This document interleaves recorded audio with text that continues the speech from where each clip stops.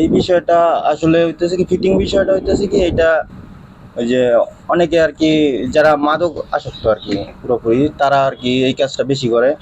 যে যে ছাত্রছাত্রীগুলো আসে আর কি, যে কোনো টাইমে ওই ছাত্রছাত্রী যখন পার্কটা নীরব থাকে, তখন আর কি কেউ না থাকলে তত্ত্বাবধানে এটা ফিটিংটা আর কি দেয় আর কি। ফিটিংটা বলতে এটা হচ্ছে লুটপাট করা আর কি, এক প্রকারের হয়রানি। এইটাই আর কি, এটাই আর কি বেশি হয় এখানে। আচ্ছা, এই পার্কে আর কি কি থাকা দরকার ছিল, যেমন ওই যে ফটকে কেউ নাই বা হ্যাঁ, ঝোপঝাড় এইসব এইসব আর এইসব বিষয়টা মানে মেনটেন্যান্সের একজন লোক দরকার ছিল। মেনটেন্যান্স যেমন এই যে জঙ্গল হয়ে যায় কয়দিন পরে, তারপর পার্কে দেখা যায় যে একটা এই পার্কটার মধ্যে ধরেন কারো আর একটু সুন্দর হলে এই যে ঝোপঝাড় জঙ্গলগুলো কাটা হলে ধরেন একজন ফুচকা বিক্রেতা বা একটা স্টল, টি স্টল, যে কোনো একটা কিছু দিয়ে দেওয়া যেত, দোকানপাট দেওয়া যেত।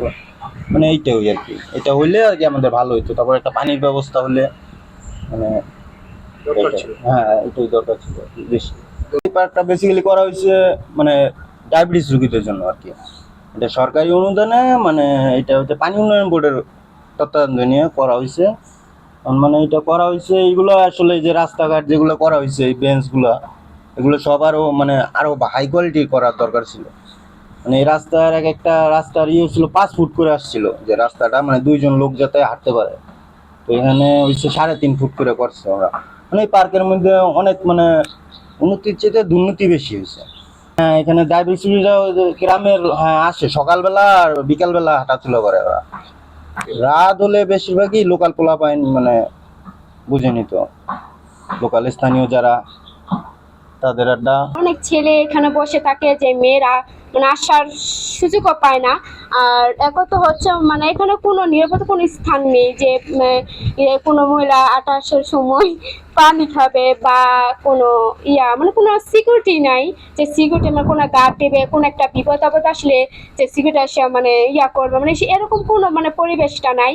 এখানে একটা সিকিউরিটি গার্ডের প্রয়োজন, দেয়ালের প্রয়োজন, পানির প্রয়োজন। মানুষ যেহেতু আসে, ডায়াবেটিস রোগীরা তাদের ঘোরাফেরার এখানে ঘুরতে আসে, হাঁটতে আসে, যেহেতু তাদের গার্ড দেওয়ার মতো কেউ নাই। ছেলে বসে থাকে নেশা করার জন্য, ছেলেরা বসে থাকে, আমরা মেয়েরা সেফটি না, তার জন্য সিকিউরিটি গার্ড প্রয়োজন।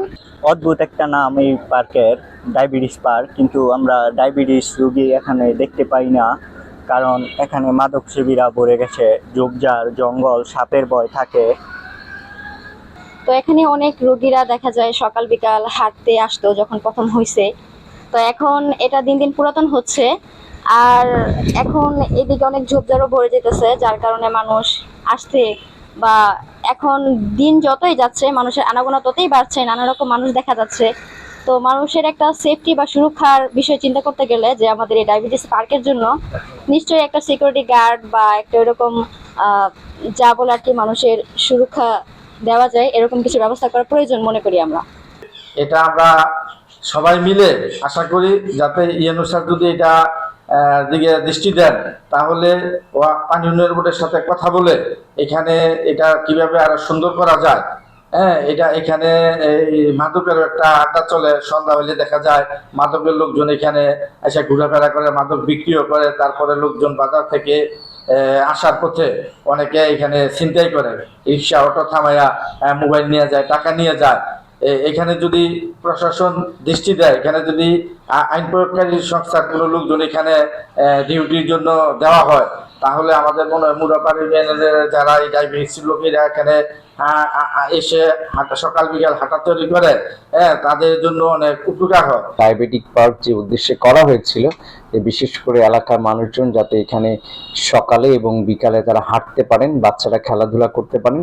তো যেহেতু মাদক সেবীরা এখানে আড্ডা দিচ্ছে, আমি অভিযোগ পেয়েছি, আমরা আগামীকালই এখানে মোবাইল কোর্ট পরিচালনা করব এবং একই সাথে এই পার্কটিকে কিভাবে আরো ব্যবহার উপযোগী করা যায় সেই ব্যবস্থা আমরা নিব।